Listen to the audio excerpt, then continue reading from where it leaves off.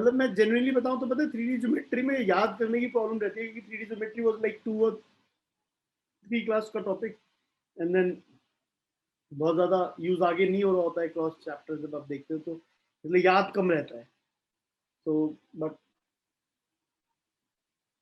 Only that is the problem, otherwise 3D geometry is like काफी आसान chapter है जो in general. Okay, let us move on to another problem and then let us try to discuss these problems.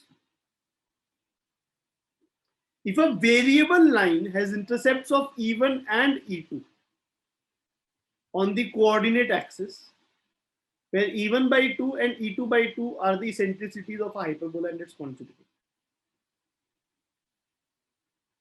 If the line always touches a fixed circle x square plus y square equal to r square.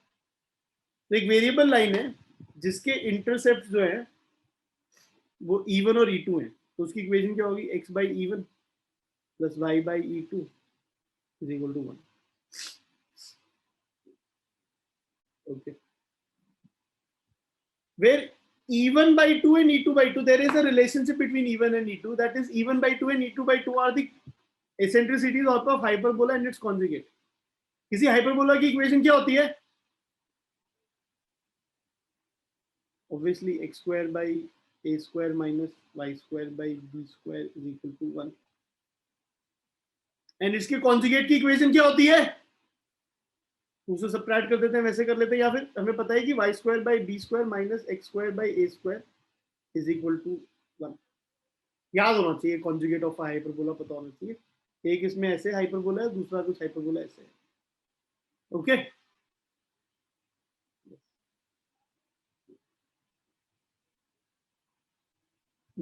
Conjugate axis transverse axis बन जाए, transverse axis conjugate axis बन जाए, that is essential, that is what you essentially want.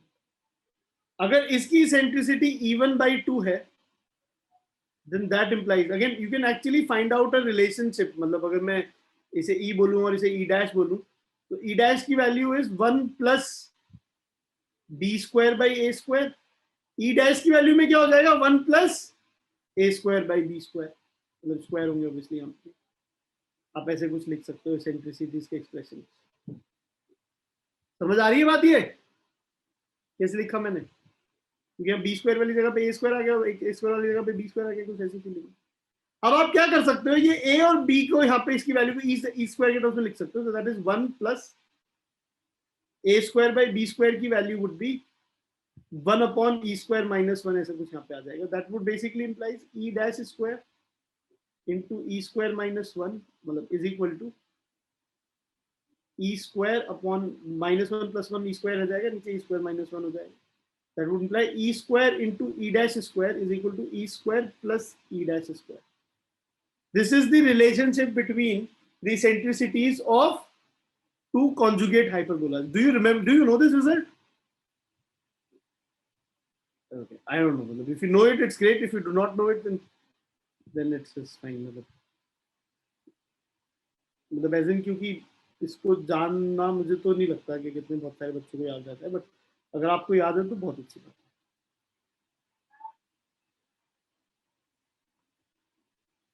ठीक है, अब इस result पे use कर सकते हैं कि भाई E1 E2 जो है, E1 by 2 और E2 by 2 इस रिलेशन से रिलेटेड है, that is E1 square by 4 plus E2 square by 4 is equal to E1 का स्क्वायर E2 का स्क्वायर अपॉन 16. तो ये 4 4 कैंसिल होकर यहाँ पे 4 आ जाएगा.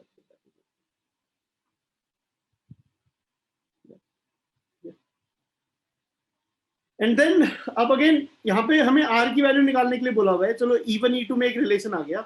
अब ये बोल रहे हैं कि this is always touching this circle. Now condition of tangency for a circle क्या है, distance from the centre must be equal to r.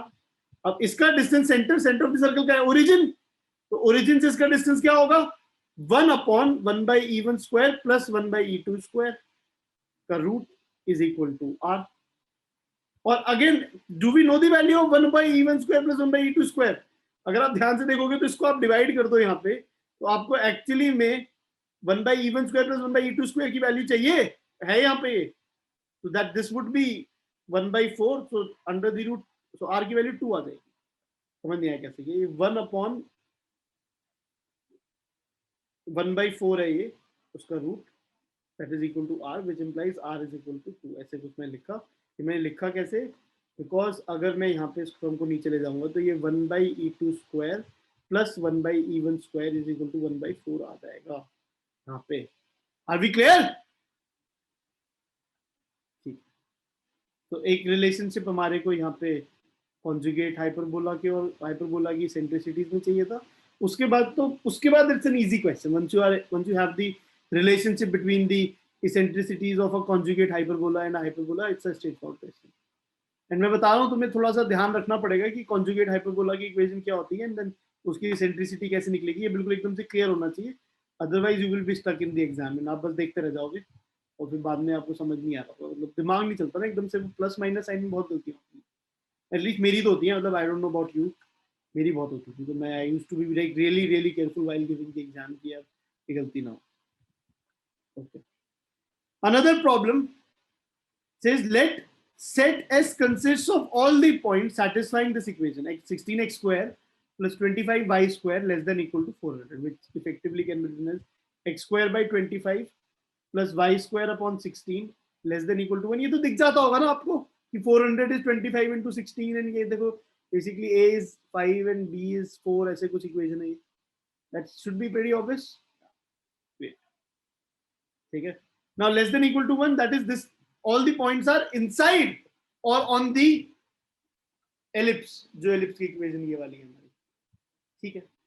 now for all the points in S, let maximum and minimum value of y minus 4 upon x minus 9 be capital M and small m respectively।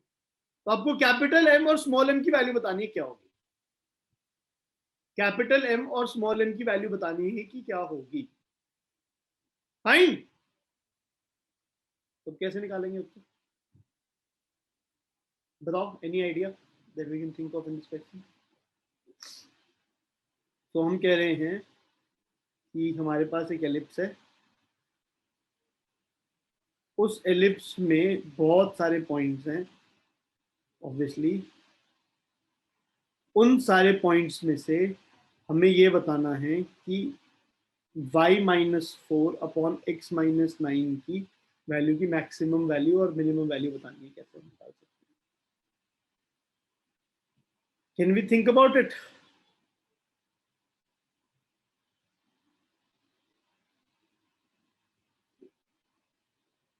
Now one feeling that we might have is कि see भैया we already know a relationship between x and y।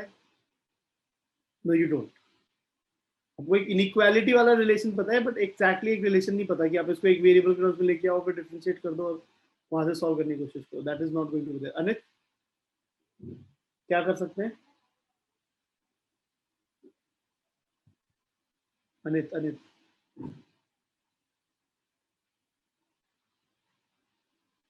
Unmute करो, mute नहीं कर पा रहे हो एक second.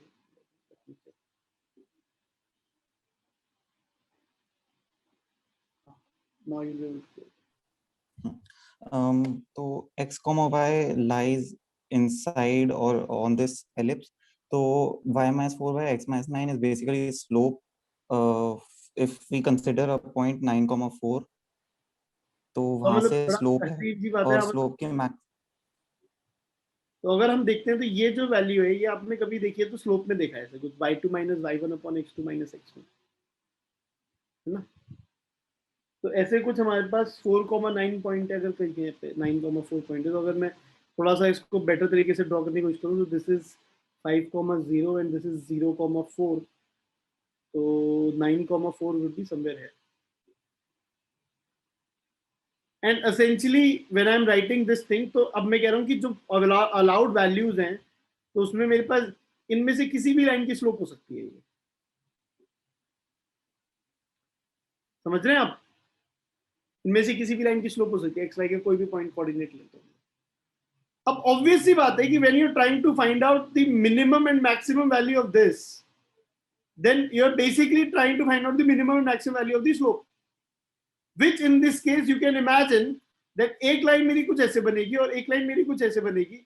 Now this will have the maximum value of the slope and this will sort of have the minimum value of the slope. You are able to understand this? जो मैं tangents बनाऊंगा यहाँ पे और यहाँ पे, वो जो टेंजेंट बनेगी मेरी, they will be giving me the minimum and maximum value of the slope. Great. And then again, so that is essentially the point is कि ये जो हमारा ellipse है x square by 25 plus y square by 16 is equal to 1.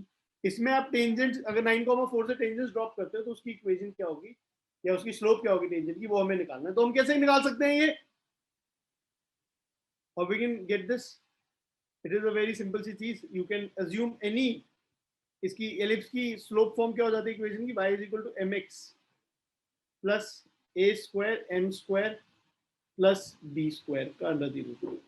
That is the slope form of the equation. Why am I writing it in slope form? Because I want to comment on the slope. ठीक है, तो ये किसी भी tangent की slope है. Now it needs to pass through 9,4. तो 9,4 से पास करने वाली टेंजेंट्स कुछ पर्टिकुलर होंगी. यहां से कुछ m की पर्टिकुलर वैल्यू आएगी. 4 is equal to 9m plus a square is 25, m square plus b square is 16. इसका obviously 4 minus 9m को उधर ले जाएंगे and then square कर लेंगे. That will become 16 plus 81m square minus 72m. That is equal to on the right hand side 25m square plus 16. तो अगर confidence रखेंगे तो शायद सॉल्व हो जाएगा. And then this would be 81 minus 25 is 56 m square, is it? Is equal to 72m. That would imply अगर मैं इसे 8 से डिवाइड करूं तो 7m की वैल्यू या तो 0 आ जाएगी. 0 तो मेरे लिए ऑब्वियस भी था क्योंकि 9,4 पॉइंट से आ रहा था यहाँ पे, या फिर m की वैल्यू आ जाएगी. This is 9 and this is 7. 9 by 7. तो अगेन यहाँ से जो अगर आप नोटिस करोगे तो जैसे जिन्होंने बोला हुआ है कि capital M is the maximum and maximum value, तो जो maximum value of the slope है वो 9 by 7 है इसकी स्लोप, और जो मिनिमम वैल्यू है वो 0 है. ये इनमें से कोई आंसर मैच नहीं कर रहा एक्चुअली, मतलब वो गलत ऑप्शन है. एक small m is equal to 0 and capital M is equal to 9 by 7 will be the correct answer in this case. Okay. तो अनित, हमने सोचा कैसे, पहले करा हुआ था हमने ऐसा कोई क्वेश्चन? नहीं, इंट्यूशन से दिख गया मुझे. ठीक है, हाँ, तो बस वो इंट्यूशन सिर्फ एक ये है कि y minus 4 upon x minus 9 is looking like the slope of a point from another point, and thus this x and y can change, तो slope can change. तो ये वाली फीलिंग है. तो अगर अब कभी और भी कुछ ऐसी सिमिलर चीज आती है then we should be able to explore that. That is the feeling while doing difficult questions, that कि यार जो करंट क्वेश्चन है अगेन इट्स बिल्कुल, मैं बहुत, मुझे कोई ज्यादा डाउट नहीं है कि आप लोग खुद से स्ट्राइक ना कर पाए, तो इट्स ओके. बट अगर हमने स्ट्राइक कर दिया तो अगली बार जब मुझे कुछ ऐसा सेम दिखाई देगा देन मुझे अपनी कैपेबिलिटी ये बिल्ड करनी है कि अगर मुझे ऐसा सिमिलर दिखाई देगा तो मुझे पता चल जाना चाहिए तो स्लोप जैसा दिख रहा है, can I think about it in a little better manner. Are we able to understand it? ठीक है.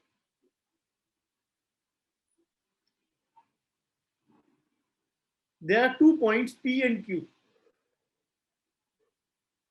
which lie on the hyperbola x square by a square minus y square by b square equal to 1.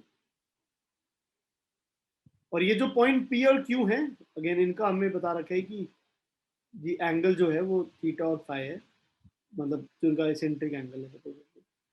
H comma K is the point of intersection of normals. तो hyperbola है, हम एक point यहाँ पे normal बनाते हैं और एक पॉइंट यहाँ पे लेट्स से नॉर्मल बनाते हैं.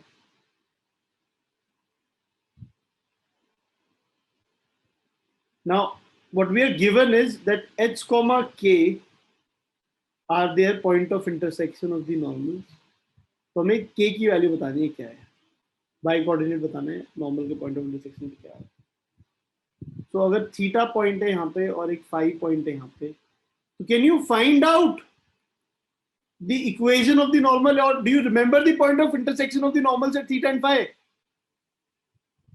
No, I think we might not remember. ठीक है, तो इक्वेशन पता है? इक्वेशन पता है? आई डोंट नो क्या इक्वेशन है, कुछ आगे? Sir, a square x upon x1 plus b square y upon y1 equal to a square plus b square. A square X upon X one Plus plus b square y B upon square y1 Y upon Y one is equal to a square plus b square. A square plus B square. Great. तो ये हमारी x1 y1 पे normal की equation है। And then x1 की value को क्या डालेंगे हम लोग? a sec थीटा, तो x1 upon ax upon secant theta plus by upon tan theta is equal to a square plus b square. हमारे पास एक इक्वेशन आ जाती है। एंड सिमिलरली दूसरी इक्वेशन क्या आ जाएगी दूसरी नॉर्मल की? ax upon secant phi plus by upon tan phi is equal to a square plus b square. And now there is another thing that is given in this question, that theta plus phi की जो value pi by 2 है. Now what you can do in these two equations is that you can sort of write ये वाले expression को भी sec of theta minus phi की अगर मैं phi को pi by 2 minus theta लिख दूं तो secant of pi by 2 minus theta is cosecant theta. Basically sin cos हो जाएगा ना, सॉरी cos sin हो जाएगा एंड देन उसका 1 upon sin is cosecant theta. Similarly tan phi की जब मैं बात करूंगा तो वो जाएगा cot थीटा, ऐसा कुछ आ जाएगा। ये बात समझ आई? What I essentially did was कि मैंने थीटा और फाई में बस थीटा वेरिएबल रख लिया और इन्होंने मेरे से k की वैल्यू पूछी है। They have asked for the value of the y coordinate of these two points. अगर इन्होंने k की वैल्यू पूछी है तो what we can do is हम इन दोनों इक्वेशंस में से x कोऑर्डिनेट को एलिमिनेट कर देते हैं। यहाँ सीकेंट थीटा मल्टीप्लाइड हो रहा है, यहाँ पे कोसेकेंट थीटा डिवाइड हो रहा है। तो अब आप क्या कर सकते हो कि सो दिस इज एसेंशियली, अगर मैं देखूंगा तो यहाँ पे cos थीटा ऊपर है, यहाँ पे sin थीटा ऊपर है। अगर मैं एसेंशियली देख रहा हूँ तो मैं इस पूरी ऊपर वाली इक्वेशन को sin थीटा से मल्टीप्लाई कर देता हूँ और नीचे वाली इक्वेशन को cos थीटा से मल्टीप्लाई कर देता हूँ and then I can just add them up. Add नहीं, सबट्रैक्ट कर देता हूँ क्योंकि कैंसिल हो जाएंगे। So b into y, so b y cos theta actually में ऐसे कुछ हो जाएगा minus b y cos theta में यहाँ मल्टीप्लाई करूंगा तो साइन थीटा रहेगा। That is equal to on the right hand side a square plus b square sine theta minus cos theta, ऐसे कुछ, विच वुड इम्प्लाई कि बी वाई को आप कॉमन ले लोगे तो cos theta minus sine theta is equal to a square plus b square sine theta minus cos theta, which would imply कि जो y की वैल्यू है sin theta minus cos theta cancel हो जाएगा, which this implies कि जो sin y की value that is a square plus b square, मतलब कैंसिल में भी माइनस वन बाहर आ जाएगा ना क्योंकि ये sin theta minus cos theta इस साइड पे cos theta minus sin theta है अपॉन b ऐसे कुछ हो जाएगा। so a square plus b square upon b minus, this is your answer. Getting this? So what I did over here was कि we tried to find out, हमने theta angle पे normal की equation लिख ली, phi angle पे normal की equation लिख ली, and once we were able to write down these two equations, we were able to figure out कि उनका जो पॉइंट ऑफ इंटरसेक्शन होगा वो कहाँ पे आएगा। ठीक है, तो मतलब वो पॉइंट ऑफ इंटरसेक्शन निकालने में भी हमें पूरा पॉइंट ऑफ इंटरसेक्शन नहीं निकालना, it is a complicated equation. You just have to solve for y coordinate, तो x coordinate को एलिमिनेट करना है। उसमें एक स्टेप आप पहले कर सकते हो, बाद में भी कर सकते हो कि जैसे यहाँ secant phi नीचे डिवाइड हो रहा था तो cos phi था, तो बहुत बार ऐसा भी करने की कोशिश कर सकते हैं कि दूसरे वाले टर्म से मल्टीप्लाई कर ले और बाद में थीटा और फाई का रिलेशन लगा ले, that is also okay, but जितना जल्दी लगा लोगे उतना अच्छा बेटर है मेरे हिसाब से, तो you will get rid of the complexity in the equation itself. ठीक है guys, let us move on to this next problem. This problem says y equal to x is tangent to an ellipse whose foci are 1, 0 and 3, 0. So we know an ellipse जिसके जो foci हैं 1, 0 and 3, 0. Do you think it's a standard ellipse? नहीं, उसमें तो plus a plus 1, 0 minus 1, 0 ऐसे कुछ होता है, standard ellipse नहीं है। That's okay. Major axis of the ellipse के बारे में बात करनी है, point of contact of this ellipse with this tangent के बारे में बात करनी है। So these are the two things that we essentially want to talk about. Now how do we do this?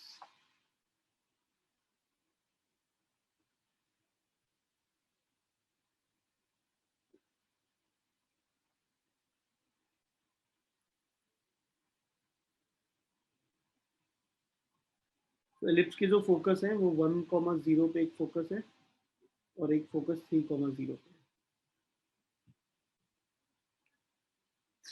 अगर आप एलिप्स का सेंटर की बात करते हो तो you can figure out ellipse का सेंटर कहाँ पे है।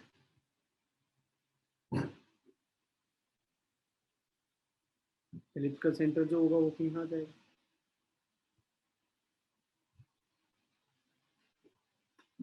isn't it?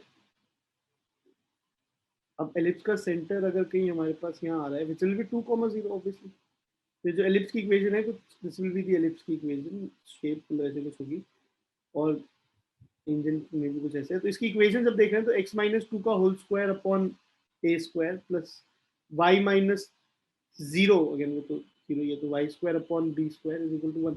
This will be the equation of the ellipse. पहली बात तो ये समझ सकते हैं। अनदर थिंग इज कि इसकी मेजर एक्सिस या माइनर एक्सिस अगर हमें निकालनी है तो हमें ये चीज पता होती है कि जो दोनों फोकस के बीच का डिस्टेंस होता है, जैसे यहाँ 2 है, वो कितना होता है 2a ही होता है ना। अगर आपको याद होगा तो ए कॉमा 0 स्टैंडर्ड लिस्ट में ए कॉमा 0 माइनस ए कॉमा 0 पे क्योंकि बीच का डिस्टेंस 2a ही हो जाएगा। तो यहाँ से ए की वैल्यू दे रखी है कि 1 है। इनफैक्ट अगर आप ए स्क्वायर और बी स्क्वायर में रिलेशन देखोगे तो बी स्क्वायर की value generally a square into 1 minus e square generally हमेशा एलिप्स के केस में that is b square is a square minus a square e square. That would basically imply कि b square is equal to a square minus 1। ऐसे कुछ हमारे पास एक relation आ गया ए और बी के बीच में। I obviously need one more relationship between A and B, and if I have that, then I will be able to solve for A and B. Now, what else can I say? Y equal to X line is the tangent to this ellipse. Y equal to X line is a tangent to this ellipse. Now, if Y equal to X line is a tangent to this ellipse, what can I say, guys? कुछ thought आ रहा है?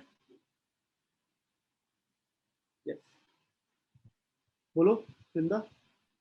Sir हम इसकी slope form लिख सकते हैं tangent की y is equal और इसमें m हमें 1 पता होगा और में a स्क्वायर और b स्लोप स्क्वायर फॉर्म लिखते हैं तो स्लोप फॉर्म क्या होगी बेटा जी?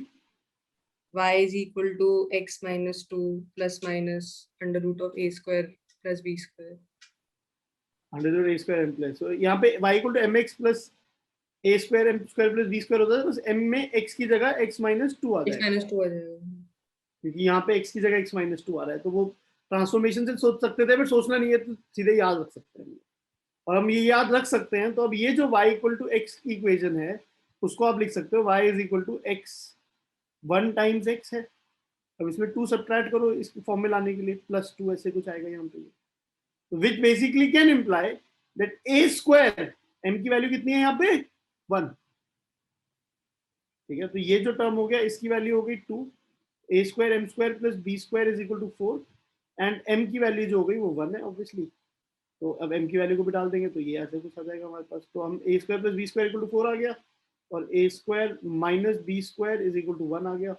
एंड यहाँ से अगर हम a स्क्वायर की बात करेंगे तो a स्क्वायर की वैल्यू 5/2 आ जाएगी विच इज a की वैल्यू अंडर द रूट 5/2 आ जाएगी। और अगर आप मेजर एक्सिस की लेंथ की बात करेंगे तो major axis of the ellipse would be at root 10। अगर हम देख रखे हैं तो रूट 10 सॉरी यहाँ तो major axis will be 2 times root of 5/2 which is root 10। ऐसा कुछ लिख सकते हैं। Point of contact of this ellipse and this tangent वो कैसे निकाल सकते हैं? How can we get the point of contact of this ellipse with this tangent? Do we remember that result कि पॉइंट ऑफ कॉन्टैक्ट कहाँ पे होता है टेंजेंट का एलिप्स के साथ अगर m स्लोप है तो? नहीं यार, तो ठीक है। तो अगर याद नहीं है तो फिर हम लोग let us try to exploit this fact that इस इक्वेशन को सॉल्व करने की कोशिश करें। तो ज्यादा वैसे आप पता है इसमें ये भी कर सकते थे, इतना मुश्किल नहीं था। यहाँ पे आप इस इक्वेशन में y को x डाल देते तो x माइनस 2 का square upon a square plus b square की वैल्यू a स्क्वायर के टर्म्स में पता चल गई थी y square x square upon a square minus 1 is equal to 0। ये हमारे पास x में क्वाड्रेटिक आ जाती ना। तो आप ऐसा भी कह सकते थे कि उस क्वाड्रेटिक के लिए discriminant must be equal to 0 for the condition of tangency. तो कंडीशन ऑफ टेंजेंसी के लिए स्लोप फॉर्म यूज करो, पैरामेट्रिक फॉर्म यूज करो, या फिर सिंपली हम ऐसा भी कुछ कर सकते थे कि कंडीशन ऑफ टेंजेंसी में इसका डिस्क्रिमिनेंट 0 कर देते और इसका डिस्क्रिमिनेंट 0 कर देते तो जो क्वाड्रेटिक आ रही थी हमारे पास उस क्वाड्रेटिक से हम डायरेक्टली उसकी वैल्यू भी निकाल सकते थे कि पॉइंट ऑफ इंटरसेक्शन की वैल्यू निकाल सकते हो। तो x की वैल्यू, a की वैल्यू 5/2 है, a स्क्वायर की वैल्यू, तो ये हो जाएगा 2/5 x माइनस 2 का whole square plus X square upon 2/3 ऐसे कुछ आ जाएगा, इज इक्वल टू 1। तो अब यहाँ पे जब हम देखेंगे तो this will become 5 times, that will become 10, sorry 6 times 6 and 10 is equal to 15, and 6x square plus 10 is 16x square minus 4x minus 24x plus 24, 15 subtract करेंगे तो 9 हो जाएगा, is equal to 0, which effectively अगर आप देखेंगे तो 4x minus 3 का whole square, perfect square होना ही था क्योंकि टेंजेंट है ना यहाँ पे, तो एक ही पोजीशन आएगी, तो x की value will be equal to 3/4, और x की वैल्यू 3/4 आ गई, y equal to x line है तो y is equal to 3/4। This is a point of contact, this is correct. तो ये मेजर एक्सिस की लेंथ पता चल गई हमें, और ऐसे पता चल गया माइनर एक्सिस की लेंथ निकालनी थी, तो 2 into √3/2 हो जाता है, which will be √6, तो रिमाइंडर कितनी निकालनी है। ओके गाइस, समझ आया ये? किसी को कुछ डाउट है इसमें तो पूछो। ये बात देखो, ये बात मुझे लगता है बहुत बार ट्रिकी हो जाती है कुछ लोगों के लिए, तो आप इसी मेथड से कर सकते हो बाय डिफॉल्ट की, यहाँ पे इसी मेथड में इसमें क्वाड्रेटिक इन एक्स में क्वाड्रेटिक बना के उसका डिस्क्रिमिनेंट को 0 डाल देते, वहां से आपका a स्क्वायर का एक और रिलेशन निकल आता, ठीक है। बहुत बार इसको आप ऐसा भी कर सकते हो कि इसको आप ट्रांसफॉर्मेशन कर दो कि x को x माइनस 2 को x से रिप्लेस कर दो, which is replacing x by x plus 2, ऐसे कुछ मान लो। और फिर आप क्या कर सकते हो कि ये जो y equal to X line है ना, इसमें भी ट्रांसफॉर्मेशन कर दो कि जैसे y equal to x is a tangent to this ellipse, और अगर आप ये ट्रांसफॉर्मेशन कर देते हो, x को x प्लस 2 से रिप्लेस कर देते हो, तो वो एलिप्स की equation x square by a square plus y square by b square equal to 1 है। तो वहाँ पे इसमें यहाँ पे भी क्या कहते हैं, y equal to x plus 2 हो जाएगा, वो उसकी टेंजेंट है, तो वहाँ पे फिर उधर से भी कर सकते हो सॉल्व। दोनों में ट्रांसफॉर्मेशन लगा दो ना, ताकि स्टैंडर्ड में आ जाएंगे। समझ आया क्या बोला मैंने? ऐसा भी कुछ सोचा जा सकता है, पर ठीक है, इन दिस केस तो हमें क्लियर है वैसे तो। ये थिंग क्लियर है तो फिर तो ये बेस्ट ही चलिए, क्योंकि इसमें 4-5 दो चीजें ऑलरेडी यूज करी हुई है ना, वो रिजल्ट भी निकाल लिया कि वो टेंजेंट है, वो भी फैक्ट एक्सप्लॉइट हो गया, और वो की ट्रांसफॉर्मेशन जो ये वाली जो चीज है वो भी चीज ऑलरेडी हो चुकी है। ग्रेट। अनदर प्रॉब्लम,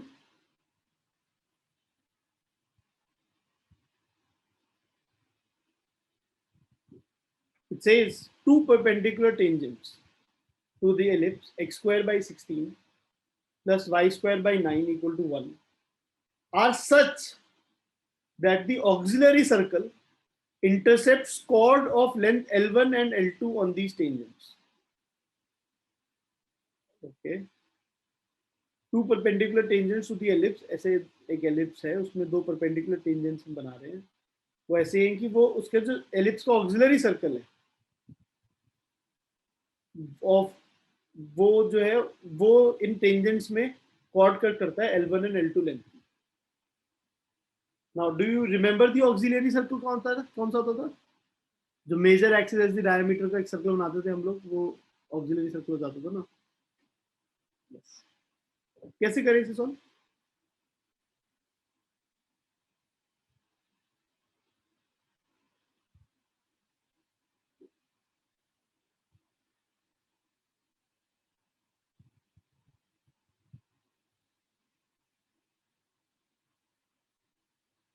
तो हमारे पास एक सर्कल की जो इक्वेशन है, दैट इज एलिप्स की जो इक्वेशन है, वो कुछ ऐसे है, x square by 9 plus y square by 9 equal to 1, ऐसे कुछ है ना। अब इस एलिप्स पे अगर हम कोई दो परपेंडिकुलर टेंजेंट्स हम ड्रॉ करते हैं, तो देखो ये बात आपको याद होनी चाहिए, this lies on the director circle ना। Do you remember this? Director circle याद है? एलिप्स के केस में डायरेक्टर सर्कल क्या होता था? X square plus y square is equal to a square plus B square. Okay, do you know why we call the director circle as the director circle? What is the reason of calling director circle the director circle? Anybody?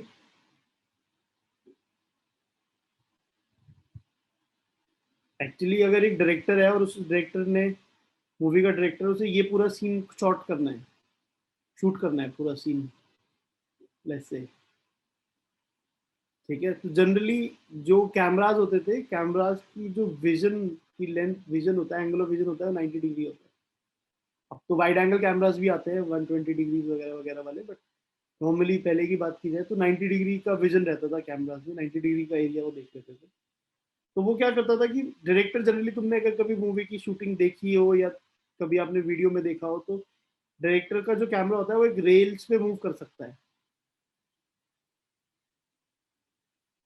तो वो जो rails लगाता था director, जो rails rails मतलब ऐसे track सा बना देते हैं ना उसके लिए, डायरेक्टर कैमरे को मूव कराने के लिए हाथ में कोई नहीं कैरी करता, ट्रैक पे रखा होता है वो, ताकि there is no vibration in that camera, ठीक है। ऐसे नहीं डायरेक्टर अपना फोन लेके वीडियो रिकॉर्ड करता है और मूवी बनाता है, मतलब I hope you get that point. Now what happens is कि वो रेल्स को फिर ऐसे बनाया जाता था कि वो ये कैलकुलेट किया जाता है ऐसे,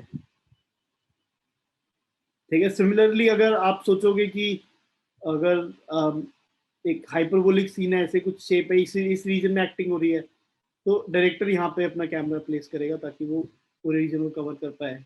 अगर पैराबोलिक सपोजिटली सीन का रीजन है, उसमें अगर डायरेक्टर को कवर करना है तो क्या करेगा, यहाँ पे अपना प्लेस करेगा कैमरा, डायरेक्ट्रिक्स वाली जो लाइन है एक्चुअली, तो वो डायरेक्टर सर्कल ऐसे कुछ मे बी इम्पोर्टेंट। छोड़ो सॉरी बकवास, you don't need to know this, but इसकी इक्वेशन आपको पता होनी चाहिए, ऐसे होती है। And then once you are able to understand this, तो eventually वो तो इक्वेशन सिंपल सी है, दिस इज इक्वल टू 16 प्लस 9 25 हो गया। तो these stages in direction of the circle, this एक एक करे इसमें, ठीक है। तो ये तो क्वेश्चन आंसर, ये बहुत सिंपल है, this is not why it is level, तो मतलब लेवल 2 होना मतलब बेवकूफी होगी। अब ये कह रहे हैं कि auxiliary circle intercepts chords of length L1 and L2। Do you remember पिछली क्लास में मैंने एक सर्कल में समझा रहा था, कॉर्ड्स बड़ा पंगा है, कॉर्ड्स की लेंथ बड़ा पंगा होता है। तो कॉर्ड्स की लेंथ को what we convert them into distance of those chords from the centre, right. तो अगर मुझे लेंथ निकालनी है तो ये जो टेंजेंट है, again if I sort of make the circle over here, अगर मैं ऑक्सिलरी सर्कल बनाऊं यहाँ पे, तो auxiliary circle would be something like this.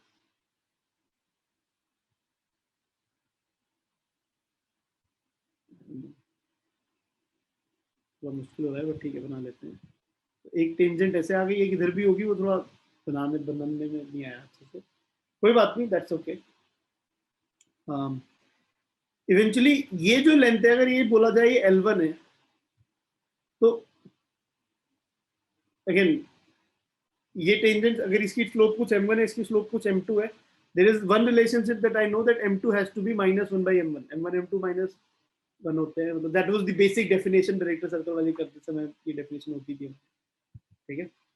अब अगर ये लेंथ कुछ L है, तो हम लोग ये बता सकते हैं कि ये वाली लेंथ, ये वाला जो डिस्टेंस है, अगर ये मैं d1 बोल दूं, तो there would be a relationship. So इसकी इक्वेशन क्या होगी ऑक्सिलरी सर्कल की, x² + y² इक्वल टू, इसका देखो ये वाला पॉइंट वाज 4,0, तो जो रेडियस ऑक्सिलरी सर्कल का 4 है, 16, तो 16 4 इज द रेडियस, तो दिस इज द रेडियस 4। अगर ये d1 पता हो मुझे, तो L1 की वैल्यू इज 16 - d1² का रूट, और L1² is 16 - d1²। Now I can try finding out. So अगर मेरे को इस again equation of tangent to an ellipse y is equal to mx plus under the root of a² m² plus b², which is 16m² plus 9, so m1 slope का अगर यहाँ पे tangent हम बनाते हैं, तो भाई साहब ये जो d1 हो जाएगा, वो ओरिजिन से इसका डिस्टेंस है d1, that is 16m1² plus 9 का रूट अपॉन 1 + m1² का रूट। ये समझ आई बात, नहीं समझ आई कैसे लिखा मैंने ये? तो मैं again, if you remember, length of a intercept of a circle will be figured out by finding the distance of that chord from this. So again ये L1, again sorry, ये L1/2 था, ये L1 की square की value जो होगी वो twice हो जाएगी, 4 टाइम्स हो जाएगी इसकी एक्चुअली। सॉरी, ये गलती कर दी है मैंने यहाँ पे, गड़बड़ हो जाती। क्यों गलती, क्या पंगा है यहाँ पे कि ये जो L1/2 आएगा ना यहाँ से पाइथागोरस से इस वाले ट्रायंगल में, ठीक है, यू गॉट दैट। तो अब L1 की वैल्यू जब लिखूंगा 4 टाइम्स 16, L1 स्क्वायर की वैल्यू जब मैं लिखूंगा तो 4 times 16 minus D1 square, and that D1 square is 16 M1 square plus 9 upon M1 square plus 1, and that would B 16 M1 square वो कैंसिल हो जाएगा, 16 माइनस 9 7 बचेगा ऊपर, which is 28 upon M1 square plus 1, that is L1 square की value. Similarly अगर ये tangent M2 slope का है, यहाँ पे L2 स्क्वायर की वैल्यू आ जाएगी 28 upon M2 square plus 1। There is a relationship between M1 and M2 जो हमें यहाँ पे पता है क्योंकि ये दोनों लाइंस आपस में परपेंडिकुलर है, तो M2 is minus 1 by M1। You can put this expression over here and you can see कि 28 upon 1 by M1 square is 1 plus M1 square into M1 square, that is your L2 square. आप ये बोल सकते हो L2 square पता चल गया, L1 square पता चल गया। They want a relationship between L1 and L2. They do not want the exact value of L1 and L2. They want a relationship between L1 square plus L2 square. Obviously, you try to add them up.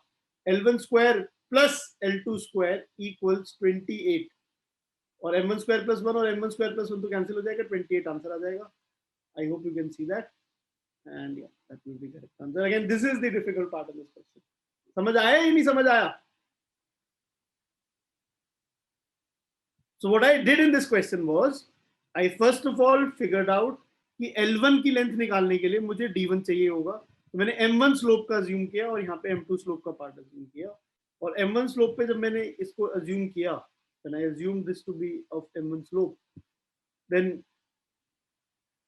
we sort of इसकी equation हम लिख सकते हैं in terms of M1 line की, तो हम इस line का डिस्टेंस M1 की टर्म्स में लिख सकते हैं ओरिजिन से, which means कि मैं L1 की वैल्यू M1 के टर्म्स में लिख सकता हूँ। Similarly, L2 की वैल्यू मैं M2 के टर्म्स में लिख सकता हूँ, and then that should be more than sufficient for me to do the find the value of L1, मतलब L and then M1 M2 में एक रिलेशन है, तो M2 की वैल्यू को भी मैं M1 के टर्म्स में रिप्लेस कर दिया, तो L2 की वैल्यू भी M1 के टर्म्स में आ गई, तो मेरे पास फिर एक रिलेशन आ गया L1 और L2 में। Are we clear about this guys? समझ आ रहा है?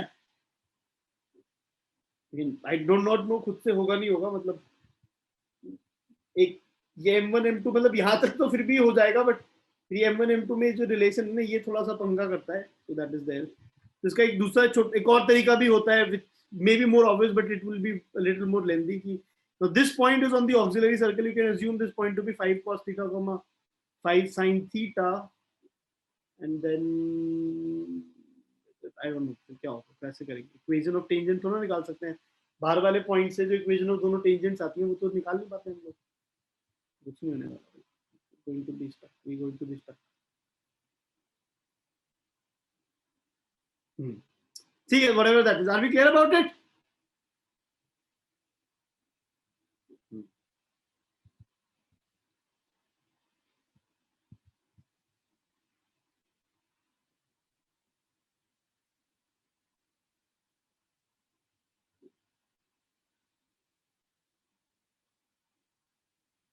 ओके, किसी को कुछ डाउट है तो प्लीज पूछिए इसमें।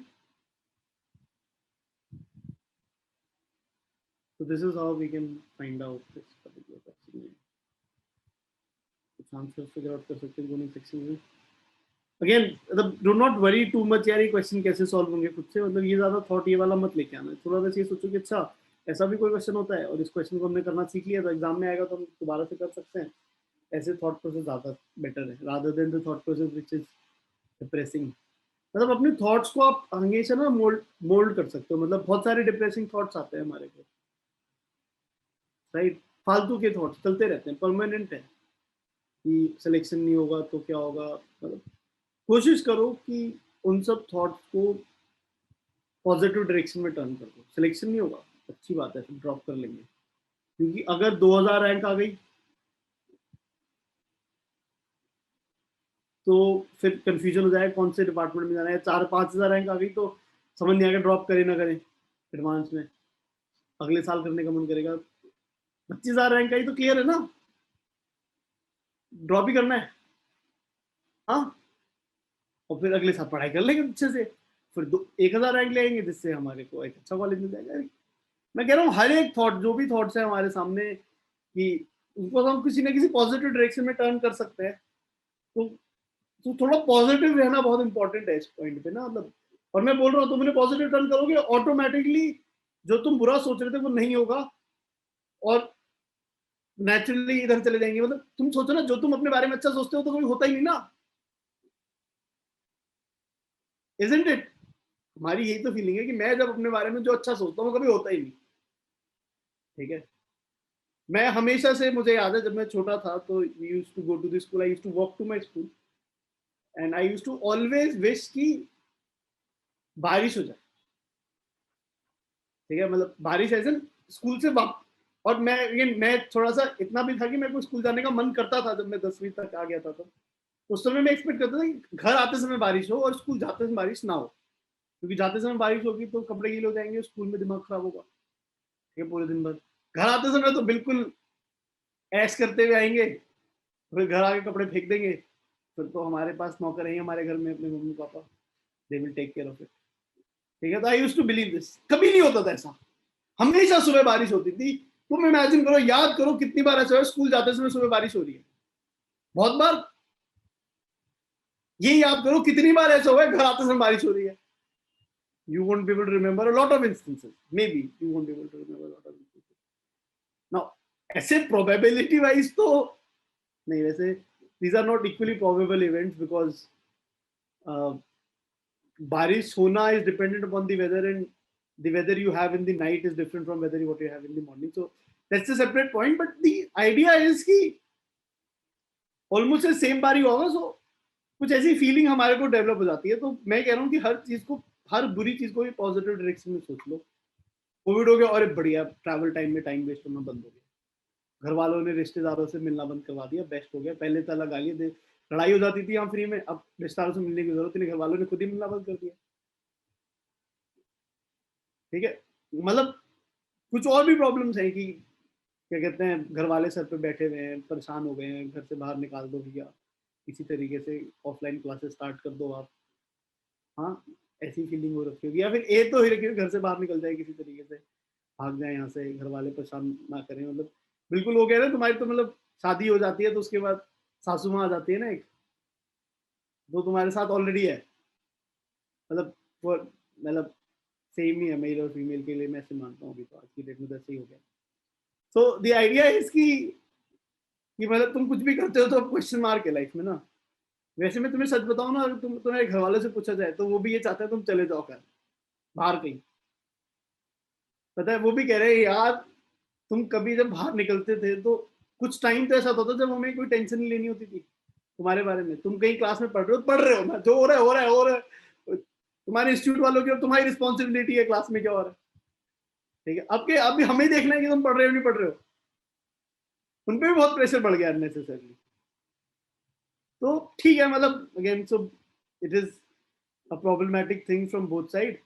तो ऐसे सोच लो कि घर वालों को सुकून नहीं देना, घर वालों ने हमारा बहुत चैन खाए, बहुत परेशान किया है हमें जीवन भर, हम भी परेशान करेंगे उन्हें बिल्कुल। अब जब उनकी मीटिंग चल रही है सब तभी कहते हैं चीख चीख चिल्ला चिल्ला के बातें करनी। So again, मतलब again, the point that I'm trying to tell you is that try to find the positive out of everything and be positive. I don't know if this was very positive or not, but मतलब try to find some positive in everything. And I'm sure if you think hard enough, you will be able to find positive in everything. ठीक है, तो वो थोड़ी positivity के साथ काम करोगे तो आई एम श्योर चीजें अच्छी हो जाएगी। और क्या कहते हैं, डरना नहीं है ना, मतलब बहुत सारे लोग डरे डरे से रहते हैं आजकल ना कि यार क्या होगा क्या नहीं होगा, ये सब डरने वाला काम ना। डरना था तो पहले दिन डरते जिस दिन तुम पढ़ने आए थे हमारे पास, पहले दिन, उस दिन तुम्हें डरना था कि यार पढ़ाई करने की जरूरत है ताकि चीजें हम हैंडल कर सकें। उस दिन जी मजे में चल रहे थे हम, तो 11वीं में आ गए, हम तो भगवान हो गए 11वीं में। ठीक है, उस समय तो हम ऐश कर रहे थे बिल्कुल पूरी तरीके से। तो अब ऐश करने की जरूरत, अब तो हम 12वीं में आ गए, बिल्कुल पास होने वाले हैं, मतलब हो गया टॉर्चर खत्म स्कूल का, कॉलेज में जाएंगे। ऐसा लग रहा होगा कि कॉलेज का टॉर्चर नहीं होगा, बट डोंट वरी, मतलब ऑल दी बेस्ट बोलना बेटर है। कॉलेज भी काफी टॉर्चर करने वाला ही है, बट द आइडिया इज कि अब, बट फिर भी एक पॉजिटिव फीलिंग है कि भाई कॉलेज स्कूल तो खत्म हुआ ना, चलो we are done with this school. तो वो जो फीलिंग है, अब उस समय हम और परेशान हो रहे हैं, अब हम परेशान हो रहे हैं। परेशान नहीं होना, डरना नहीं है, डरना नहीं है बिल्कुल भी, उस डरने से कोई फर्क ही नहीं पड़ रहा। पढ़ना है, पढ़ने वाला है। The only thing that you have to really think about is कि हमारी जो पढ़ाई है हमने अच्छे से पढ़ाई करी है या नहीं करी है, जो भी है, बट अब I have to enjoy this time and जितना मैं अपनी तरफ से बेस्ट कर सकता हूँ उतना कर लेता हूँ, उसका रिजल्ट ठीक ठाक आ ही जाएगा and I will go to a good college and I will be able to do very well in my life. That you have to believe in and it will be fine. Trust me, wherever you go, if you are hard working, इस दुनिया में ऐसा हो ही नहीं सकता कि hard working इंसान successful ना हो. It is impossible, it is impossible. हाँ, कुछ हार्ड वर्किंग लोग बेवकूफ होते हैं that they do not want to be successful. बेवकूफ भी नहीं बोलूंगा, उनकी लाइफ में कुछ उनके अलग पैरामीटर्स होते हैं, but if you are hardworking, if you have a goal in mind and if you're hardworking, you will be able to achieve that goal. Very, it is going to happen. So that is the belief that you need to have. Coming back to this question, chord joining theta 1 theta 2 is reflected by the ellipse x square by a square plus y square by v square equal to 1 at b. If AB is a focal chord and the reflected ray meets the ellipse at and again at theta 3, then you supposed to find some relationships between theta 1 theta 2 and theta 3 and eccentricity. तो AB is the focal cord, ये एक बड़ा important बात है. तो अगर हमारे पास ellipse है कभी भी और एलिप्स में अगर एक फोकल कॉर्ड है कोई एलिप्स की, जैसे this is theta 1 point, this is theta 2 point, then you know one thing for sure that क्या रिलेशन होता है आपके पास एलिप्स में फोकल कॉर्ड को, focal chord relation. You might remember it or you might not remember it. Parabola का तो याद होगा. T1 T2 में क्या रिलेशन होता था अगर फोकल कॉर्ड होती थी? T1 T2 -1 हो जाता था पैराबोला के केस में. एलिप्स के केस में again if you do not remember it we can find it. हमें कॉर्ड की इक्वेशन याद होनी चाहिए. और some of you might argue ये तो याद नहीं है कि फोकल कॉर्ड की कंडीशन या कॉर्ड की इक्वेशन कैसे, बट कॉर्ड की equation was much simpler equation. x by a sin cos this upon plus y by b sin of theta 1 plus theta 2 by 2 is equal to cos of theta 1 minus theta 2 by 2. The way I remember this is कि अगर theta 1 equal to theta 2 हो जाएगा तो this will become equation of the tangent, right? cos theta 1 minus cos theta 2 1 हो जाएगा और इधर ये cos theta sin theta ऐसे कुछ आ जाएगा. इस इक्वेशन में अगर ये फोकस से पास होता है तो जिसको AE, 0 को सेटिस्फाई करना है. AE, 0 को सेटिस्फाई करने का मतलब है कि E times cos of theta 1 plus theta 2 by 2 is equal to cos of theta 1 minus theta 2 by 2. Is it okay? Which would basically imply E is equal to cos of theta 1 minus theta 2 by 2 upon cos of theta 1 plus theta 2 by 2. अब क्या confusion है इस question में?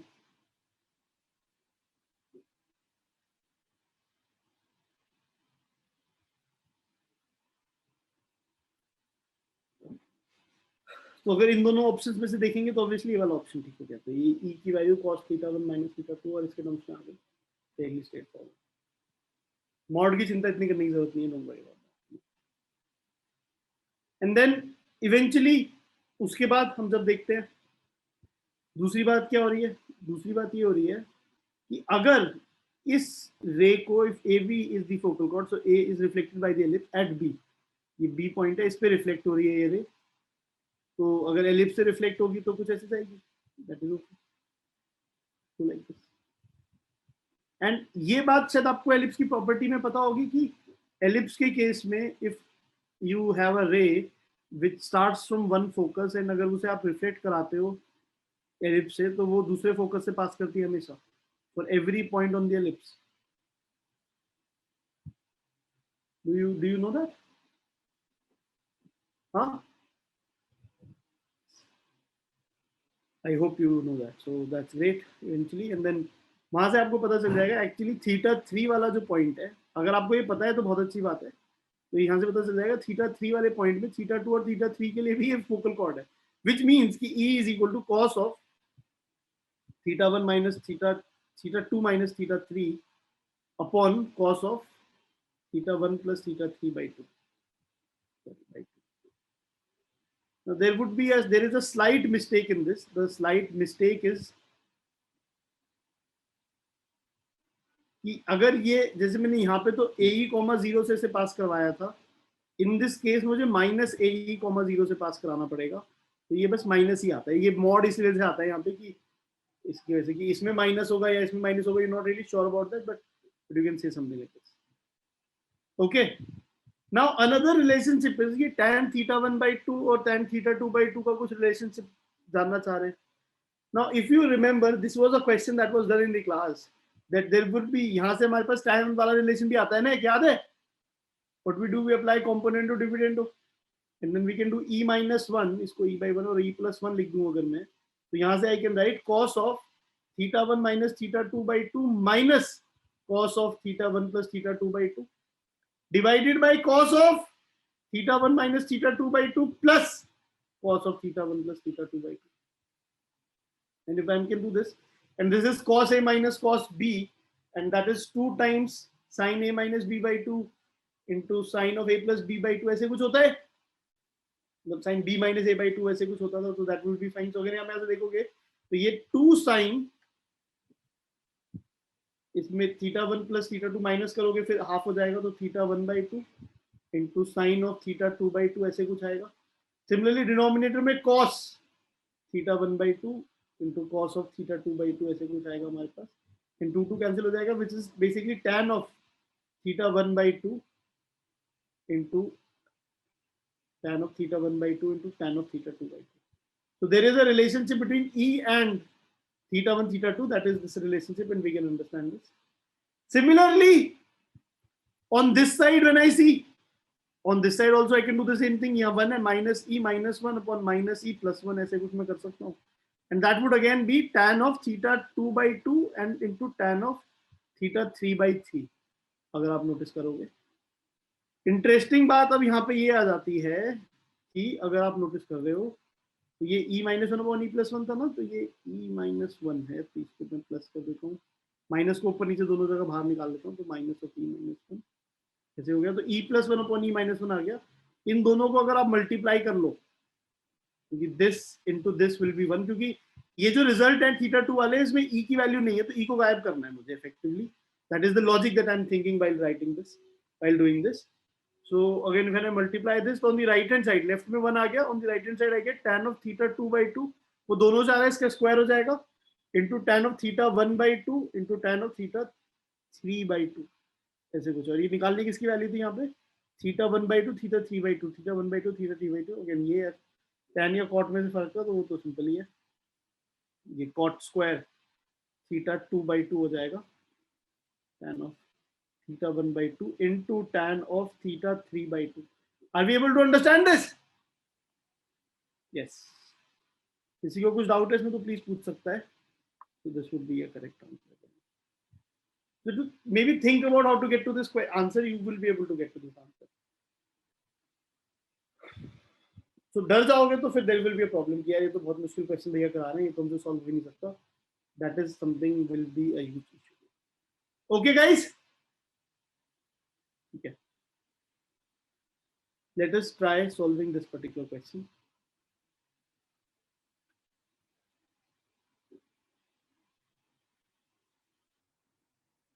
So any ideas that we get how to do this question?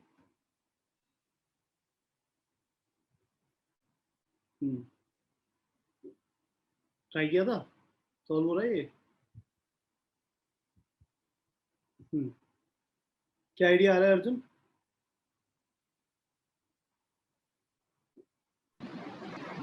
Hello हाँ जी. भैया, मैं तो x axis और वाई एक्सिस को कंसीडर कर लिया, और वाई एक्सिस कंसीडर कर लिया और वो निकाल लिया उसका जो एंड पॉइंट्स आ रहे थे उनसे ही अपनी पीक्यू लाइन कंसीडर करके, तो वहाँ से ओपी और ओकी पता चल जाएगा और वहाँ से आपने सॉल्व कर लिया. अमेजिंग बात है, वैसे तो सही तो आंसर आ ही जाएगा.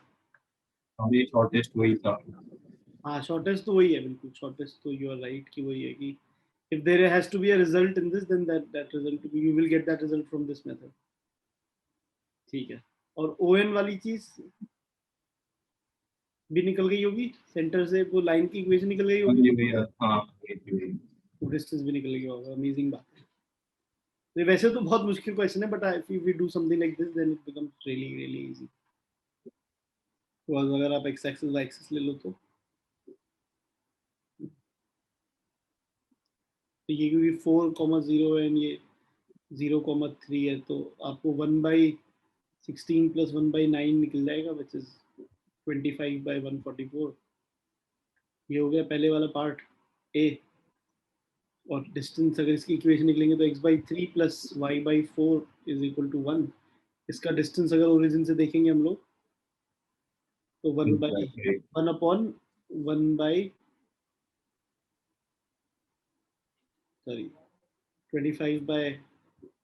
square 4 square 5/12, so that is 12/5 ना। तो ये दोनों ऑप्शन आ जाएंगे। Okay, so now let me try to do it in a more general manner. That's not needed in this case for sure, but let us try to do it in a more general manner. But for me, I think it's a very unique solving methodology that we can imagine in this case.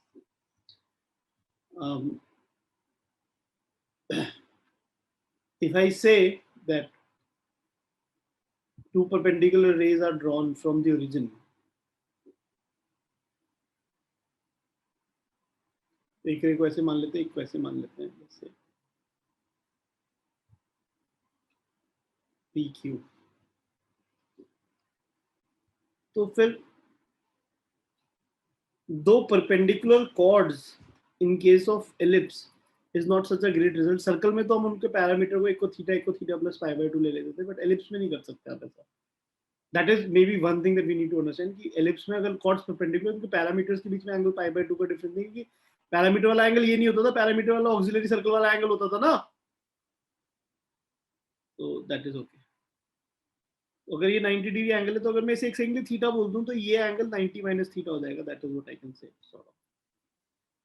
And then if I would say this distance is r1, now why am I assuming OP as r1? Because there is a relationship that I have to form on OP and OQ, in OP and OQ.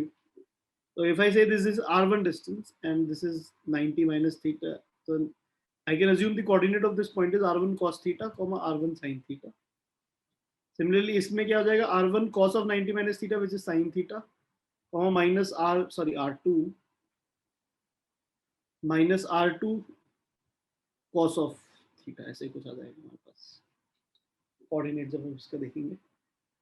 And essentially these two points lie on this ellipse, so that would imply that r1 square cos square theta upon 16 plus r1 square sin square theta upon 9 is equal to 1, which is 1/r1 square की value आपको पता चल जाएगी ऐसे कुछ। Similarly, this point lies on this ellipse again, तो वहां से हमारे पास cos square sin square theta by 16 तो आप सेटिस्फाई कराओगे, plus cos square theta by 9 की वैल्यू 1/r2 square हो जाएगी। And then you can obviously take the sum of 1/r1 square plus 1/r2 square, and that would be equal to 1/16 plus cosine square theta plus cos square theta 1 हो जाएगा, plus 1/9, that is equal to 25/144. This is the correct answer in this case. ये बात समझ आई?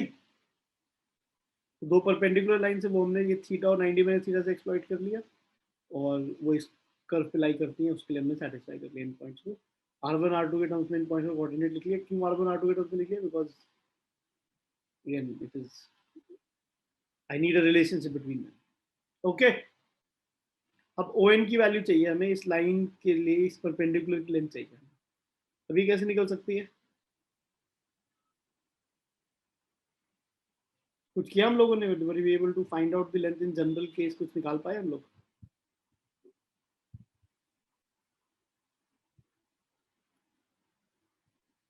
Anybody?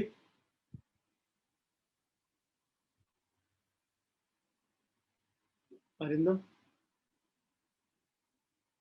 Sir उसमें छोटे छोटे जो triangle है उसमें मैंने एंगल थीटा मान लिया था, तो सिमिलर ट्राइंगल से एक वो आ गया था रिजल्ट कि D1 is equal to OP square upon PQ और D2 आ गया था OQ स्क्वायर अपॉन PQ और एक D1 मिनट, समझ नहीं आया, एक सिमिलर ट्रायंगल आपने कौन से लिए? एक छोटा वाला एक मैंने पॉइंट मान लिया जहाँ पर फुट ऑफ परपेंडिकुलर है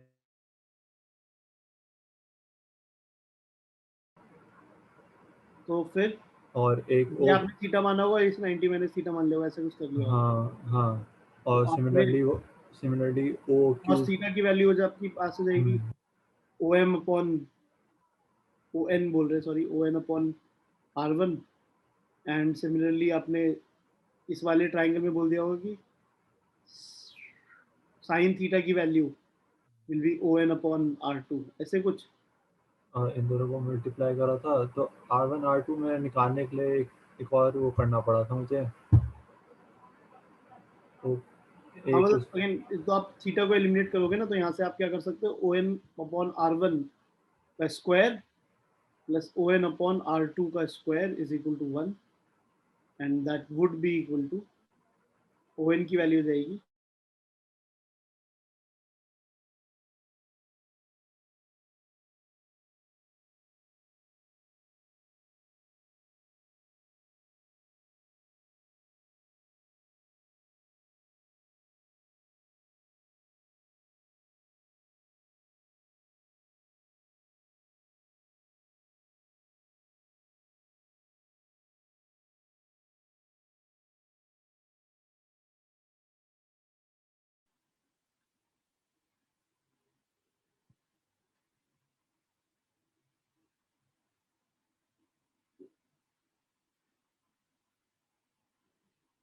so again, can you hear me now?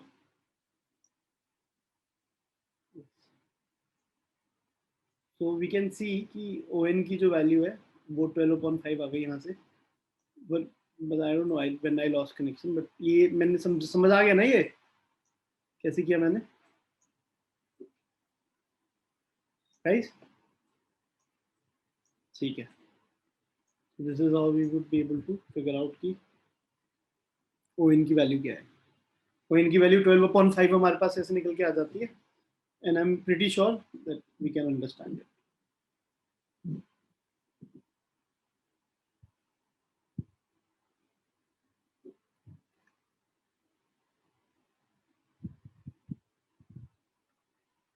Let us move on and let's try to do this particular question.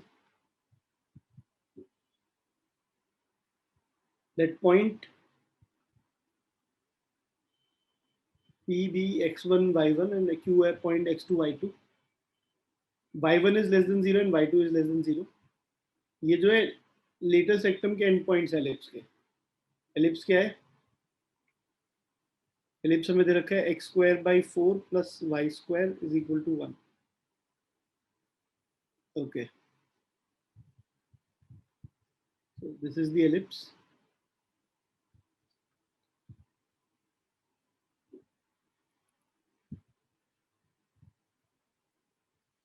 तो अगर आपसे बात की जाए कि एंड देन y1 और y2 दोनों लेस देन 0 है, सो जैसे 4 एंड पॉइंट्स होते हैं ना, तो आपको कौन से लेने हैं? ये वाले लेने हैं, p q, दोनों लेस देन 0 वाले लेने हैं। Now equation of parabola with latus rectum pq is what? तो अगर एक पैराबोला है हमारे पास यहाँ पे और उसका LR जो है वो pq है, तो बहुत अच्छी बात है, p और q का कोऑर्डिनेट निकाल सकते हैं। अगर मैं यहाँ पे इसेंट्रिसिटी निकालूं तो I know a is equal to 2 and b is equal to 1, so eccentricity is 1 minus 1/4, which is का स्क्वायर इज 3/4, तो इसेंट्रिसिटी इज √3/2। तो इस पॉइंट का कोऑर्डिनेट हो जाएगा ए ई कॉमा 0, जो फोकस आ जाएगा मेरा, that would B 2 into √3/2, 0, which is √3, 0, इस पॉइंट का कोऑर्डिनेट आ जाएगा। सिमिलरली इस पॉइंट का कोऑर्डिनेट -√3, 0 आ जाएगा। इस पॉइंट का कोऑर्डिनेट निकालने के लिए या तो आपको b² याद होगा, वहां से आप कर सकते हो y कोऑर्डिनेट निकालने के लिए, या फिर आप x की वैल्यू को √3 डाल दोगे तो आपको y की वैल्यू -1/2 यहाँ दिख जाएगी। तो ये जो p पॉइंट है इसका कोऑर्डिनेट जाएगा √3, -1/2, इसका कोऑर्डिनेट जाएगा -√3, -1/2। ये पहला पार्ट है, p और q को जानना कि p और q पे कहां पे। Is it okay? Another thing is अब equation of parabola with this latus rectum, तो आपको ये तो याद होगा लेटेस्ट सेक्टम की जो लेंथ होती थी वो 4a होती थी, तो ये जो लेंथ है यहाँ पे हमें पता चल जाएगी कि 4a है। ओके, तो वो बेसिकली कितनी है 2√3, तो यहाँ से a की वैल्यू हमें पता चल जाएगी √3/2। पैराबोला में जो a था हमारा उसकी वैल्यू पता चल जाएगी √3/2। Now again this can be two parabolas, it can be either opening upward parabola or opening downward parabola if this is the latest rectum. Let me consider the opening downward for now, I'll just consider the opening upward also. तो अगर मैं opening downward देखता हूं तो ये जो point है इस पैराबोला का फोकस है, वो तो एनीवेज था, विच इज बेसिकली अगर हम मिड पॉइंट देखेंगे इसका तो 0,1/-1/2। तो अगर इस पैराबोला की इक्वेशन देखूं मैं, ओपनिंग डाउनवर्ड पैराबोला की इक्वेशन देखूं तो हो जाएगी y प्लस 1/2 y माइनस 1/2 का स्क्वायर, नहीं sorry 4ax, x square is equal to 4a times y plus 1/2 का square. Is that okay? No, that is not okay. There is a problem in this. अरे यार वो but focus ठीक है, focus 0,-1/2 है, but अगर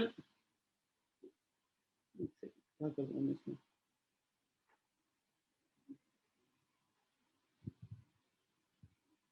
हाँ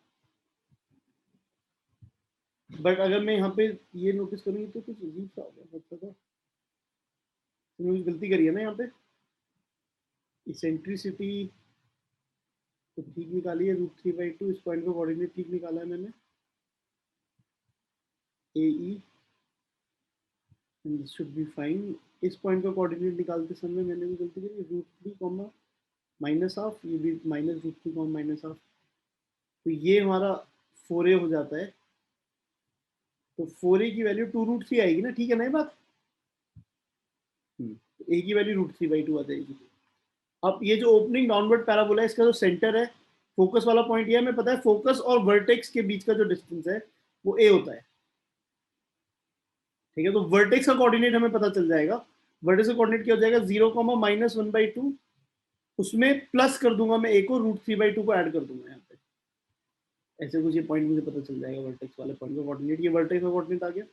और अगर मेरे को वर्टेक्स का कोऑर्डिनेट पता चल गया then essentially I should be able to write y, so it's a parabola opening downwards, so x square is equal to -4ay normally equation होती है। अब x वाला तो x कोऑर्डिनेट तो 0 ही है तो x स्क्वायर ही रहेगा, that is equal to -4a, and then y की जब मैं बात करूंगा तो y में आ जाएगा y -½ plus √3/2, this is what I will get, yes ठीक है। And then this will be x square is equal to, 4a की बात करें तो वो 2√3 है, तो -2√3 y प्लस ½ -√3/2, ऐसे कुछ हमारे पास आ जाएगा। And then I can write down x square plus 2√3y is equal to -2√3 में से मल्टीप्लाई करूंगा तो -√3 प्लस 2√3 में जब मैं ये मल्टीप्लाई करूंगा तो 3 आ जाएगा, 3 -√3 ऐसे कुछ हो जाएगा। तो अगर ऑप्शन देखेंगे तो this option would be matching, x square plus 2√3 is equal to 3 -3 ऐसे कुछ। Now this is one option where the parabola is opening downwards. In this same scenario, the parabola could have opened upwards also. We could have had a parabola which opens upwards. Everything remains same. ये बात same रहेगी, ये focus यहाँ पे, ये बात same रहेगी। Vertex की जो बात है बस यहाँ पे, वर्टेक्स की अगर हम बात करेंगे तो वर्टेक्स में इस बार 0,-½ के नीचे लेके आएंगे a से, तो वो जाएगा वर्टेक्स 0,-½ -√3/2, ऐसे कुछ आपका वर्टेक्स आएगा। And then once we understand that the vertex is like this, तो फिर again x square is equal to 4ay अब हमें करना है इस बार, तो 4a is 2√3 and y -½ -√3/2 ऐसे कुछ हमें करना होगा, which would basically make it x square minus 2√3y is equal to 3 plus √3 ऐसे कुछ आ जाएगा। x square minus 2√3y is equal to 3 plus 2√3. That is this B wala part will be the answer. Is it okay? So you should be able to understand that कि एक parabola के अंदर जब latest सेक्टम होता है तो यहाँ पे फोकस होता है और ये फोकस और वर्टेक्स के बीच का डिस्टेंस a होता है, and parabola at vertex h, k is y minus k का whole square is equal to 4a times x minus h, अगर ये नॉर्मल स्टैंडर्ड है पैराबोला था तो ऐसा कुछ हम कर सकते हैं। वर्टेक्स वाला पॉइंट ढूंढना है, फोकस वाले पॉइंट के अबाउट नहीं होता, वर्टेक्स वाले पॉइंट के से होता है। जैसे एलिप्स में सेंटर को शिफ्ट कर दो तो आपको पता है ना कि what will be the new equation of the shifted ellipse. ठीक है, great, let us move on. Another question says a vertical line passing through the point h comma 0 intercepts this ellipse at points p and q. तो हमारे पास एक ellipse है, उस point में अगर एक मैं वर्टिकल लाइन बनाता हूँ जो h कॉमा 0 से पास कर रही है, वो एलिप्स को p और q पॉइंट पे इंटरसेक्ट करेगी। The tangents to the ellipse at p and q, अगर p पे आप टेंजेंट बनाए एलिप्स पे और q पे टेंजेंट बनाए एलिप्स पे, that meet at the point r. क्या ये बात आप एक्सेप्ट कर सकते हैं कि r point will be on x axis? क्योंकि सिमेट्रिकल है, ये पॉइंट जो है ऊपर क्या कहते हैं h कॉमा प्लस के होगा, तो ये वाला कोऑर्डिनेट जो होगा नीचे वाले पॉइंट का वो h कॉमा माइनस के होगा, तो मतलब सिमेट्रिकल सी बात है ना। तो ऑब्वियसली वो x एक्सिस पे मिलना चाहिए, but that's okay, it's not necessary for us to understand that, वो अपने आप निकल के भी आ जाएगा। If delta is a function of h which is the area of the triangle PQR, तो आपको इसको डेल्टा की maximum value when h is varying between 1/2 and 1 and delta की minimum value when h is varying between half and 1, वो आपको निकालना है, delta 1 और डेल्टा 2, एंड देन उसके बाद इसको वैल्यू निकालनी है। ठीक है, चलो करने की कोशिश करते हैं। क्वेश्चन को देख के अब डर लग रहा होगा ऑब्वियसली, बट अगर सिर्फ इतना सोचा जाए इन टर्म्स ऑफ h इस ट्रायंगल का एरिया निकालना है आपको PQR का, तो इतना मुश्किल नहीं है। अगर मैं सोचूं तो क्यों नहीं है मुश्किल? अगर मैं इस पॉइंट पे इक्वेशन ऑफ टेंजेंट बनाने की कोशिश करूं h कॉमा के पॉइंट पे, तो xh/4 plus yk/3 is equal to 1, एक टेंजेंट ये आएगी, नीचे वाली टेंजेंट आ जाएगी xh/4 minus yk/3 is equal to 1, ये मेरी टेंजेंट आ जाएगी दोनों। और इनके पॉइंट ऑफ इंटरसेक्शन में कौन सा पॉइंट ऑफ इंटरसेक्शन देखना है इनका? x वाला पॉइंट ऑफ इंटरसेक्शन देखना है, x वाला पॉइंट ऑफ इंटरसेक्शन के लिए ऐड कर दो 2x h/4 is equal to 2, that implies x की वैल्यू हो जाएगी 4/h, तो ये जो पॉइंट आ जाएगा इसका कोऑर्डिनेट आ जाएगा 4/h, 0। Are we fine with this? ठीक है, अब बात कर लेते हैं एरिया की। एरिया की बात अगर मैं करूंगा तो एरिया की बात में क्या हो जाएगा, half base into height, half base क्या है ये height which is 2k into height कितनी जाएगी, ये वाला डिस्टेंस, ये वाला डिस्टेंस कितना होगा यार, ये h पॉइंट है, ये 4 माइनस h पॉइंट है, तो 4/h माइनस h ये वाला पॉइंट हो जाएगा अगर मैं एरिया की बात कर रहा हूँ, इजंट इट? समझ आई बात? ये 4/h है, ये h है, तो इन दोनों के बीच का जो डिस्टेंस है वो 4/h माइनस h हो जाएगा सिंपली, ये h है यहाँ पे 4/h। ठीक है, so this will become 4 minus h square upon h, k times this. However, k और h में भी एक relationship है that they lie on the ellipse. H square by 4 plus k square by 3 equals 1, which says k is equal to 4 minus h square का root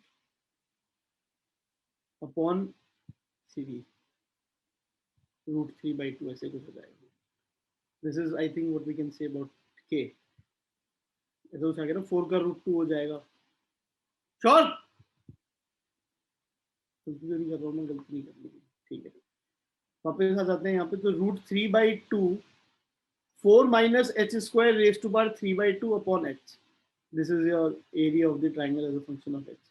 Now you want to maximize or minimize this. तो अगर आप इस delta की maximum minimum निकालना चाहते हो तो d डेल्टा ऑफ dh ऐसे कुछ कर लेते हैं हम लोग, और जब इसको डिफरेंशिएट करेंगे हम लोग तो रूट 3/2 तो बाहर आ ही गया, h स्क्वायर डिनोमिनेटर में आ गया, न्यूमरेटर में पहले डिनोमिनेटर को कांस्टेंट मानो, 4 माइनस h स्क्वायर का डेरिवेटिव लिखेंगे तो 4 minus h square raise to power 1/2, 3/2 multiply होगा, और फिर उसमें माइनस 2h भी मल्टीप्लाई होगा। और देखो थोड़ा दिमाग लगाओगे जल्दी कर सकते हो, माइनस 3h स्क्वायर ऐसे कुछ आ जाएगा, कुछ एलिमेंट्स का minus h times 4 minus h square raise to power 3/2। It seems अजीब कॉम्प्लिकेटेड लग रहा है, बट एक्चुअली है नहीं इतना कॉम्प्लिकेटेड। रूट 3/2 इंटरेस्टिंगली एक h पे कैंसिल ही हो जाएगा डिनोमिनेटर से। अगेन हम लोग अब यहाँ पे 4 माइनस h स्क्वायर के रूट को कॉमन ले सकते हैं, this is minus 3h minus 4 minus h square. नहीं, ये ठीक किया क्या मैंने?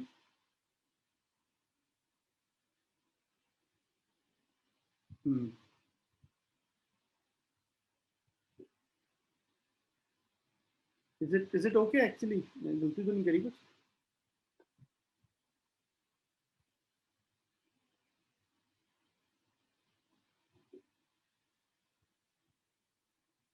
Okay, fine. Let's hope it is right. गलती लग रही है क्या इसमें कोई? मुझे ऐसा लग रहा है कि डिवीजन में गलती है, बट चलो कोई नहीं। Root 3/2h under the root 4 minus h square, और माइनस भी बाहर आ जाएगा एक, और यहाँ पे हो जाएगा h square plus 3h plus 4, ऐसा कुछ एक्सप्रेशन हो जाएगा। Which again, if you see, is opening upward parabola, and this term is हमेशा greater than 0. This is obviously greater than 0. तो h पे ये 0 पे, अब h को 0 तो हम कुछ कर नहीं रहे, इतनी ज्यादा टेंशन तो उसकी ले नहीं रहे, क्योंकि 0 वाली वैल्यू जो है वो तो h जो हमें दे रखा था h 1 से 2 के बीच में दे रखा था ना। अगर आप इंटरेस्टिंग बात अगर ये नोटिस करोगे तो this is less than 0 for all h belonging to 1/2 to 1. This d delta by dh is less than 0. That implies it's a decreasing function. So delta h is a decreasing function.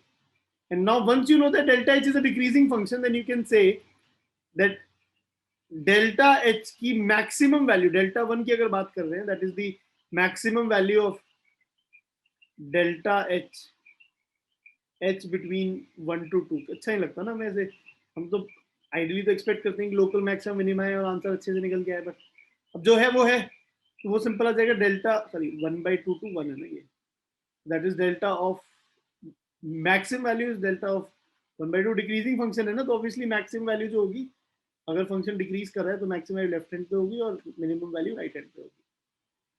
तो delta 1/2, and अगर h की value को आप half डाल दो यहाँ पे, तो एक्सप्रेशन क्या था डेल्टा वाला, दिस वाज द एक्सप्रेशन, तो root 3/2 into 4 minus h square, 15/4 raised to power 3/2 upon h, which is half. Half cancel हुआ, इसका रूट 4 का 2 हो जाएगा, उसको क्यूब जब लेंगे तो 8 हो जाएगा, और 15 के लिए करेंगे 15 रूट 15 करेंगे, एंड रूट 15 को 5 रूट 3 लिख सकते हैं, तो ये 45 root 5 upon 8, that is delta 1।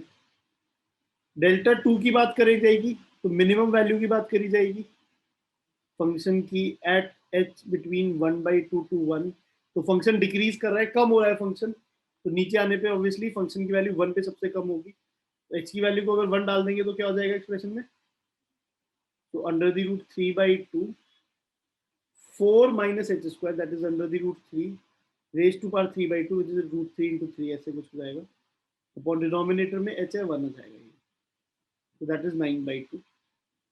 उन्होंने पूछी किसकी वैल्यू हमसे, they asked us the value of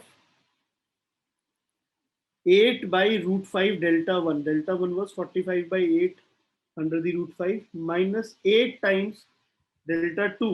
Delta 2 is 9/2. So this cancels off, this cancels off. So this is 45 minus 36. And that is 9. So answer यहाँ पे 9 हो जाएगा। Okay. अब इसमें कौन सा पॉइंट लग रहा है जिसमें हम अटकने की हमें चांसेस ज्यादा से ज्यादा हैं? What do we think is the point जिसमें हम सबसे ज्यादा अटकने की पॉसिबिलिटी है हमारी? कहीं भी नहीं है, बहुत अमेजिंग बात है sir. We will directly start and we will end up at the answer. लंबा क्वेश्चन है for sure, मतलब I don't know. भैया हाँ जी बेटा। भैया जहाँ पे हमने उसको डिक्रीजिंग फंक्शन का एक्सप्रेशन लिखा है, वहाँ पे वो -3h और -4 प्लस h स्क्वायर नहीं होगा, वो होल ब्रैकेट में है ना, -3h -3h -4 plus h square नहीं होगा, वो होल ब्रैकेट है ना। फुल ब्रैकेट है कि हाँ, हमने अंडर रूट कॉमन लिया तो होल ब्रैकेट बचा ना 1। हाँ हाँ हाँ हाँ हाँ। तो ये क्या हो जाएगा, this would become H square minus 3h minus 4। इसका डिस्क्रिमिनेंट तो ग्रेटर देन 0 हो जाएगा फिर। एक सेकंड, गलती कहाँ हो रही है, रुक जाओ, देख लेते हैं। भैया आपने डिनोमिनेटर में वो एच स्क्वायर ही होना चाहिए था और ऊपर भी -3h² होना चाहिए था। नहीं, ये तो ठीक है, और यहाँ पे अच्छा h का डेरिवेटिव तो 1 हो जाएगा ना, ये मैंने काटा गलत था। अच्छा अच्छा, हाँ फिर मैं कहता हूँ मुझे मैंने इस क्वेश्चन को पहले देखा था तो ये तो नहीं हो रहा था, बट अब सॉरी। तो ये तो यहाँ नीचे एच स्क्वायर है, और ऊपर जब हम देखते हैं तो 4 माइनस एच स्क्वायर, मतलब which is become -4 plus H square minus 3h square, ऐसे कुछ आता है, और डिनोमिनेटर में एच स्क्वायर। ठीक है, so that basically makes it -4 minus 2h square, and that obviously इस माइनस को आप बाहर निकाल लोगे तो ऐसे कुछ आ जाएगा हमारे पास, this is greater than 0, this is greater than 0, this is greater than 0, तो पक्का से लेस देन 0 ही आ जाएगा।